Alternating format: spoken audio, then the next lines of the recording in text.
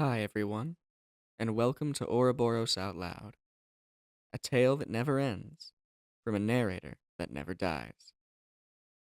Follow our storyteller, the last, as they journey through the Ouroboros itself to undo the end of the world, soothing it with stories from the now dead universe.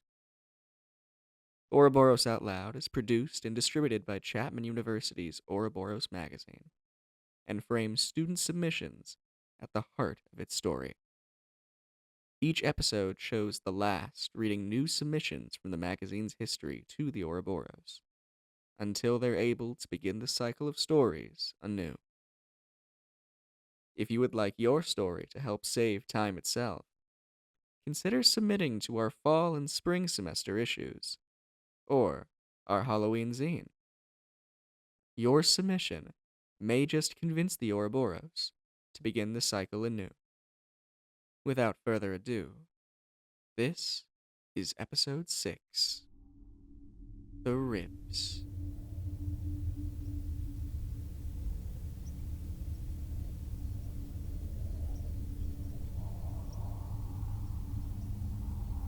Something white glinted through the darkness, a lifeline for my fall. I grabbed hold of it, locking my arms around its solid surface. It took me a moment to realize where I was.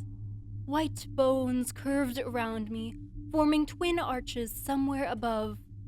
I had fallen to the Ouroboros' ribcage, and I was not alone. Impressive catch. Shame you didn't hit the bottom. It seemed that this newcomer would be my companion. They, too, had grabbed a hold of a rib, though their grip was much looser than my own. Paying them no mind, I scanned the area. Darkness greeted me on the side I'd fallen from. The spine was quite the distance away. Somewhere on the other end, a tunnel met the bone, twisting down a new path. If I had swung myself correctly, it would have taken only a few ribs to reach. I had made the mistake of falling, however, drawing dangerously close to the darkening pit below. Oh, will you just stop with the narration already? You're going to need all your focus if you don't want to fall.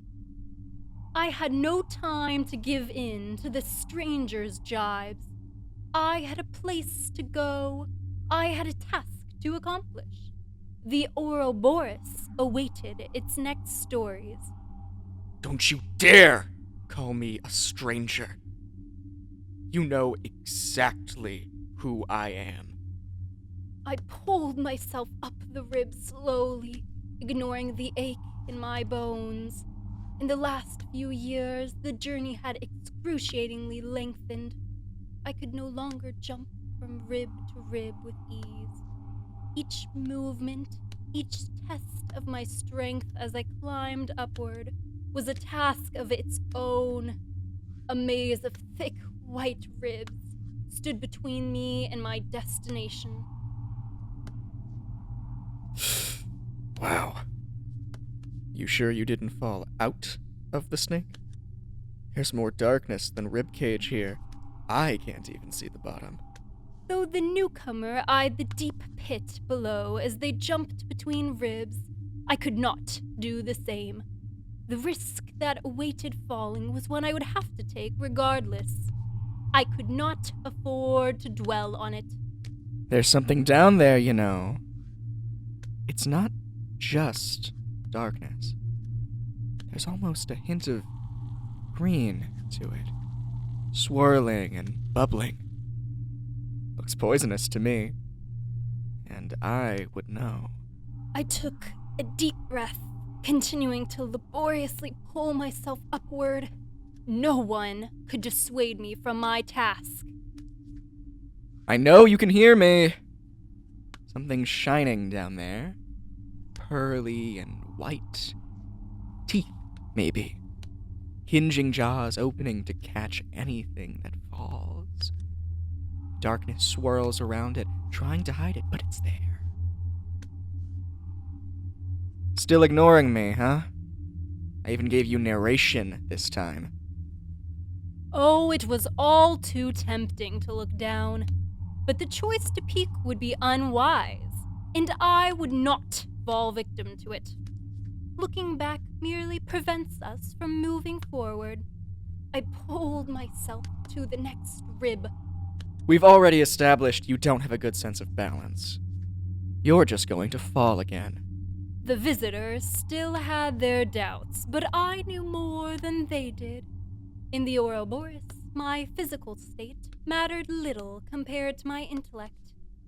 The stories I'd collected were what brought me my next steps, my balance, my strength. A tale of this sort was just what the Ouroboros and I needed. I turned to my book. Don't you dare!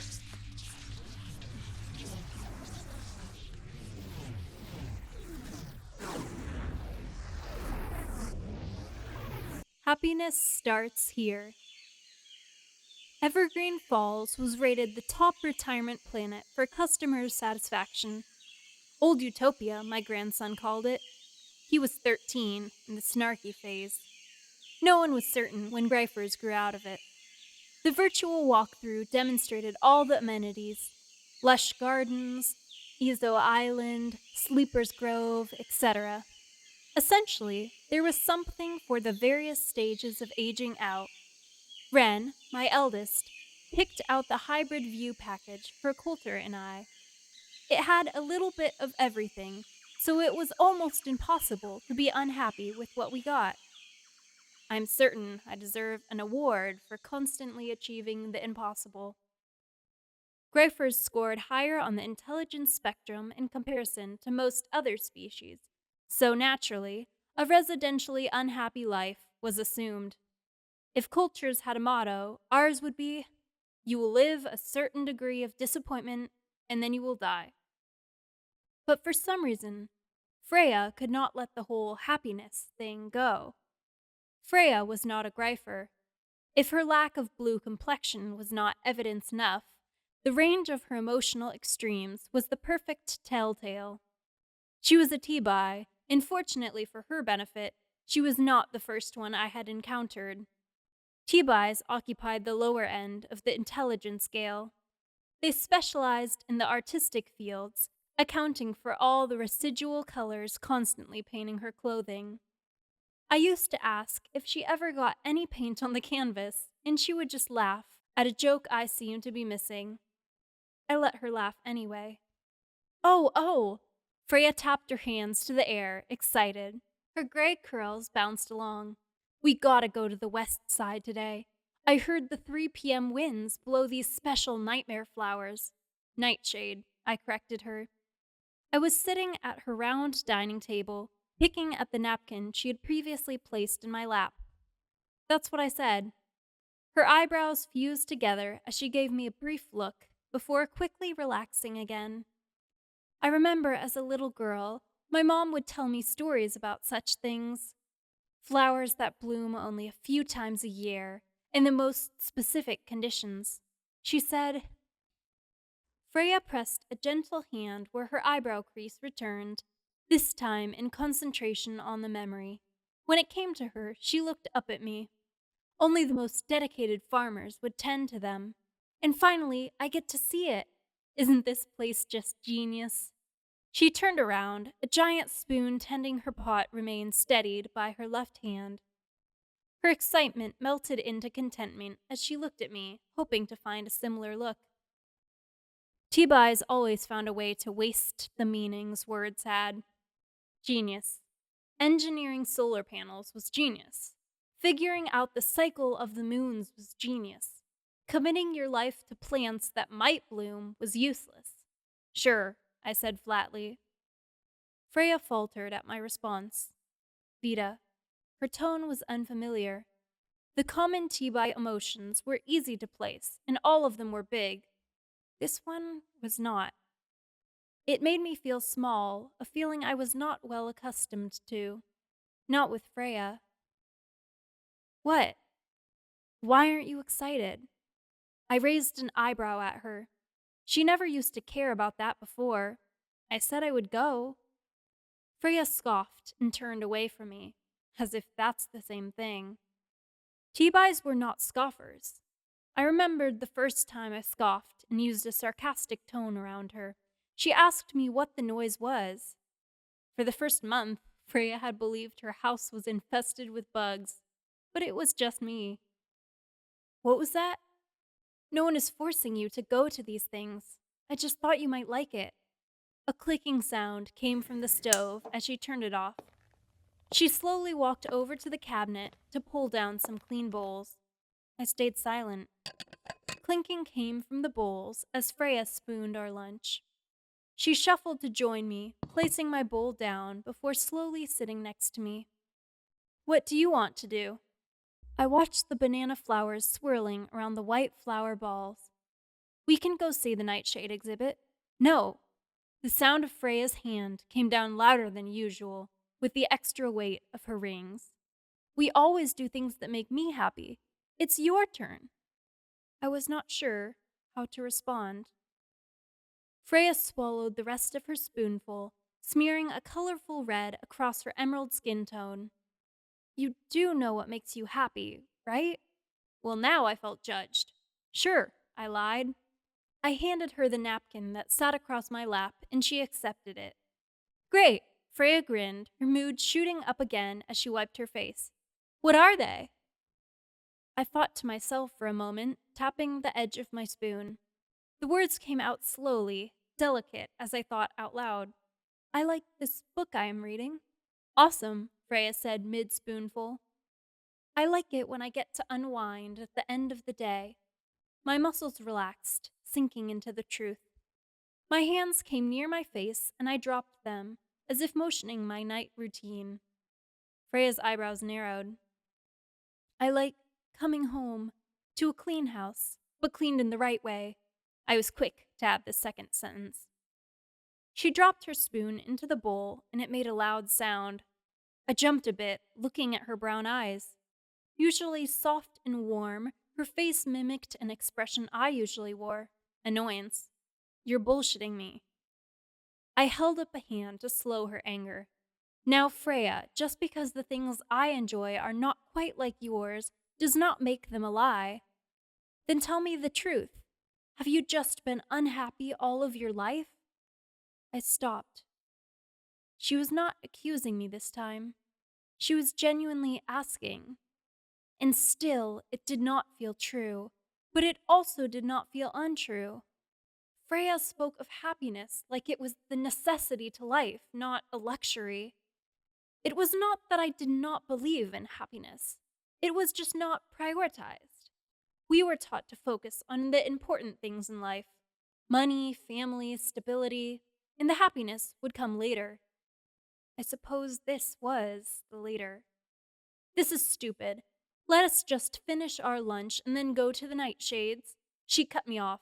No, Vita, no. Freya shook her head vigorously. She pushed her chair away from the table and pointed a finger to her chest. I know what I like. I like doing new things during the day. I like making your favorite soup, even if you only eat a little bit of it. I enjoy life, all of it. Freya seemed to be able to read my skepticism. We both knew what Gryfers thought of us, thought of T-Buy, and he was worried you were going to make me feel bad about myself. My head pulled back slightly. I may have had my own reservations about her late husband, but to hear those words from Freya twisted in my stomach. I know you think I'm stupid, but I've spent a lot of time enjoying the happiness brought to me. And then Frank died, and that was the worst I've ever felt. Her hand pressed to her upper chest, as if to show right where she felt it. I thought I would die, but then I didn't, and I remembered the joy of living. Freya, I said in the tone reserved for whenever she brought up Frank.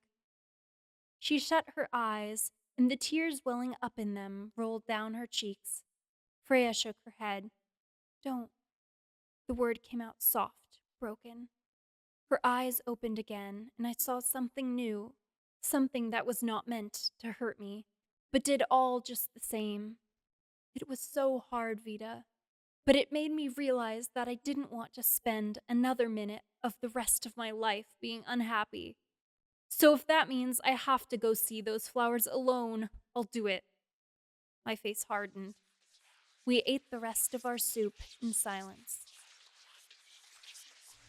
My God, you just don't stop, do you? I reached for the next rib. The words of the story still warm in my soul, even after being so rudely interrupted. My companion may not have understood, but the Ouroboros would. Hey, watch that rib. You're going to crack it if you keep going. I turned to a stronger rib instead. My old friend was tired, I knew, but we had to go on.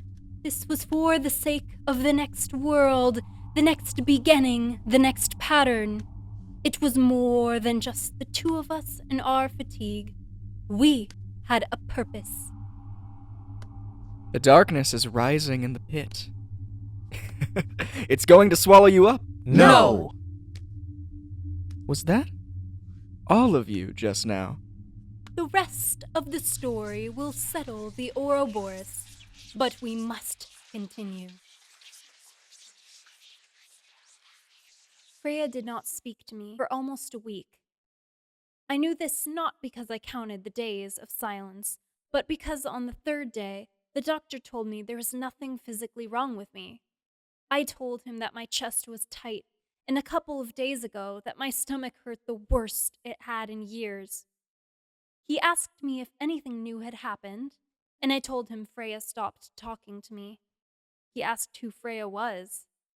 Him not knowing her made me angry, and I was quick to leave. On the fourth day, I asked Coulter about the nightshades. I did not often ask for my husband's input because I knew exactly how he would respond every time. He said, "It sounds stupid." And I agreed, but that did not make me feel any better. I went to bed with another stomachache, untreated. On day 5, it was unbearable. Coulter left the house like he did most days. I had forgotten that feeling, having a house alone for hours on end while I waited for my husband to come home. I used to think I relished in the space. Now, there was an emptiness.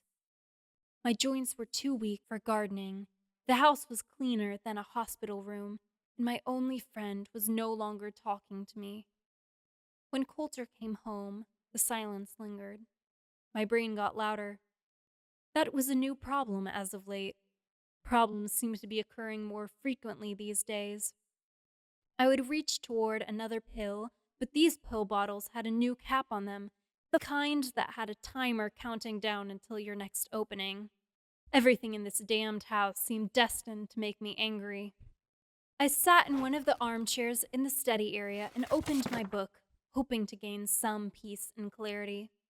Coulter stopped barely a foot's length in front of me, and I was convinced if he did not hear the sound of my page turning, he would have sat right on top of me. He grunted with a stop. "Vita, what are you doing?" "Reading. That is my seat." I angled my book down and looked up at him. His blue eyes territorially stared at the chair behind me. I wondered when was the last time he had felt that way about me. "Why is this your seat?" His face briefly contorted into guarded confusion before settling back into a stony gray, just like it. Like, even Coulter had things he liked. My face pulled in awe briefly. Was Freya right? Was something the matter with me? I returned to my book and waved him away, gesturing to the other side. "Sit over there." In my periphery, I noticed him hesitate before he picked up his book with a huff. He said nothing further, but it did not matter because Freya's voice was back in my head. Like, enjoy. Things that make people happy. I was coming up empty. Bookmarking my page with a finger, I set the book in my lap. "Why do we not do anything?" "I thought you were reading." Coulter could not even spare me a glance. "We should go out tomorrow. Take a boat to Ezo Island. Spend the day, maybe." The words sounded as stilted as they felt coming out of my mouth. I was not sure what I was doing. I think I was just saying things Freya would say. What? He looked up from his book, sounding exasperated. Why would we do that, Vita? I shrugged. I heard that is something couples tend to do. This, he flicked a hand over his book, is what we do. And that makes you happy? Sure. Why? Coulter peered at me over his rectangular glasses. When I have had a long day, I just like to come home and relax, read my book before bed. So far, my husband had listed out 2 things he enjoyed in life, and none of them had included me. I let out a breath of disbelief. I did not realize retirement was so hard on you.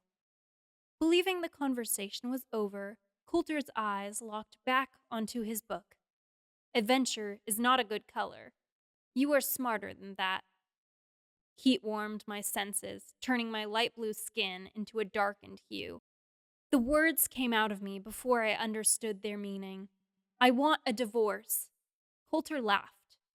When he saw that I was serious, he closed his book. What?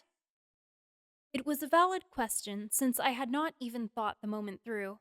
Still, I nodded my head, growing sure of myself. Yes, I want a divorce. Really? His cadence remained frigid.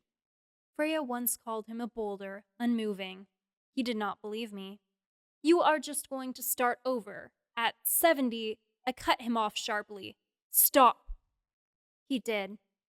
If he were anyone else, he would have been smiling, what with how smug he was being right now. Coulter removed his glasses, folding them slowly. Vita, do you know the divorce rate for anyone our age? 12%. You never shut up about that. It was the occupational hazard of being married to a divorce lawyer. That only seemed to humor him further. Okay, what about the mortality rate? Even lower. Do you even like me? The question felt foreign against my tongue, but the ponderance rang familiar. He rolled his eyes, picking up his book again. Do not be stupid. The anger I was holding in my face spread throughout my arms and chest. I looked around the room and spotted the books resting on shelves and paintings hanging along the walls. It was a mixture of Coulter and my belongings, but it felt rather alien to me. Facts accumulated over the years. Suddenly, I was unsure of the story they were telling. You can keep the place. It is more yours than mine. I pressed my palm into the armrests of the chair to push myself up. A low grunt escaped me. We are getting you a new doctor tomorrow. This is hysterical. I scoffed, beginning to waddle away from him. You want hysterical? We are on Evergreen. They have a 98% satisfaction rate. So? Coulter's eyes looked up at mine, bored. The scrutiny they held was one I had grown accustomed to. They stood like a third person in the room, and I realized this was why I had been bitter for so long. His happiness took priority over mine. So why am I so unhappy? Begging seeped into my tone, making me embarrassed and him annoyed. You're a grifer, was all he could muster. It was the wrong answer. Freya's question moved to the forefront of my mind. Have you just been unhappy all of your life? When you live with something long enough, it will fade into the background. But surely this was not the case. I racked my brain in an effort to try and answer her question. But I was getting too old for this sort of thing. Somehow, a memory came back, just barely, with sparse flashes of a time long faded. I remember 9. The orange rain was coming. My words came out in mutters. What? Coulter's tone was harsh. It was always in such a state, but this time I found myself feeling defensive. He did not deserve any of it. I don't know, Coulter. I guess I have been really bitter for a long time. Maybe it was the full 40 years of our marriage. Maybe the last 10. I am just tired of being too smart for my own well-being. I want to be happy. Coulter did not even look fazed at me admitting our marriage was the source of my apathy. Everyone we know is a little bit unsatisfied. That is just life, Vita. He set his book and glasses on the small table next to him, making himself comfortable, like he was so sure I would calm down soon. All things considered, I felt pretty calm. Sometimes. And other times, you get a divorce. You are going to die alone, he said. He did not sound rancorous. It was just another fact to him. The sides of my face lifted. No, Coulter, that is where you are wrong. I left that house and did not look back. My instincts took me right to the bus stop, and I rode the 9 all the way to Freya's. My hand was ringing the doorbell before I could even second guess if she was home, or if she would answer. But the door opened to her surprised face, painted in an assortment of reds and blues, and I had never been able to breathe so easily at the mere sight of someone. I spoke before she could send me away. I liked gardening, but my knees hurt a lot more now, so I settled for reading. I like it when it rains because it reminds me of my mother. I like your house. It is never quiet, and you never leave me alone. Freya's eyebrows furrowed, but her lips seemed to lift upward into the beginning of a smile. My stomach twisted at the sight of it, but it was not as painful as the week before. I pressed a finger to the side of my face in thought. I do not know. That is all I have. I can think. My words smushed into my mouth as Freya pulled me into her chest and wrapped her arms around my back. I did not understand what was happening and let my hands hang at my sides.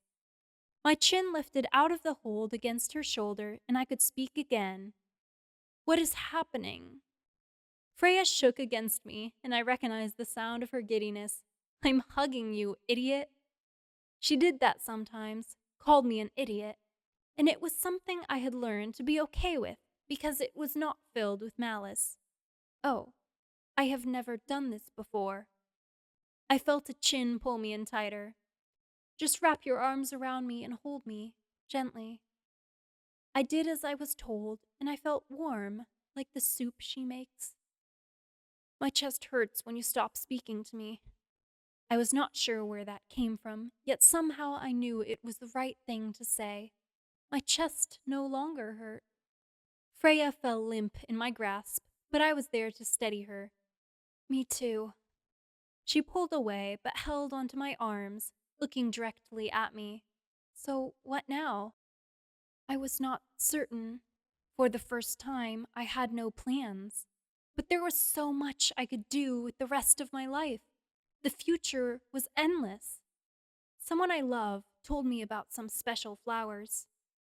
Her mouth fell open, with lips in somewhat of a smile. You love me? Oh, I had not realized it when I said it, but I meant it. My face felt warm as I nodded. Good. I love you too. For the first time in years, I smiled.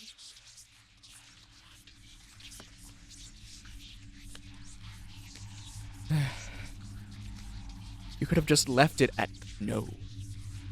There was no need for a whole story. There was indeed. The risks are treacherous. I have taken this path year after year, reaching for one rib after the other to pull myself through darkness. You are merely following this journey. It is not your choice. I have accepted this journey, and so has the Ouroboros in allowing me into its maw. Easy for you to say. I hope you know that Boris won't catch you if you fall. Boris? The Ouroboros? What? You mean to tell me that in all your eons of friendship, you've never bothered to call it anything other than the serpent or my friend? How very inhuman of you, last. You broke one of the ribs! I had nearly broken a rib. I will simply pull myself to a stronger one. I will console my old friend with stories once I am closer. We have our weaknesses being old. I should be more careful than to listen to a strange visitor, such as yourself. Oh, because I'm the problem. How long has your snake, has Boris, been going on like this? How long have you been forcing it to repeat this cycle over and over again? Isn't it tired? Haven't you had enough? Take mercy and kill it now, and stop forcing the rest of us to suffer along with you. I will not give up. Neither will the Ouroboros. You shall see. I am almost to the next part of my journey now, despite my setbacks. And once I reach the heart, I will be able to share the most powerful of my stories. Oh, will you shut up? Everything is dead. At peace. And you would drag it from its grave just for the sake of a few stories more. Why can't you just do the kind thing for once in your life and let it all die? Look into my eyes, companion. Your eyes shine with confusion, but I can only smile in response. If you took the time to listen, you would learn as I did. I have considered that question enough times to know the right words. There have been hard times, but we have pressed on. I think you will see that the Ouroboros, or Boris, I suppose, does in fact want me to move forward.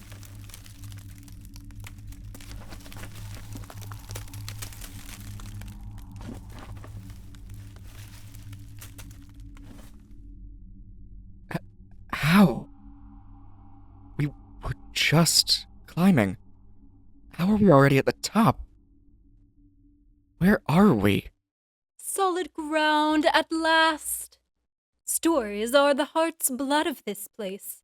They will guide us to our destined path.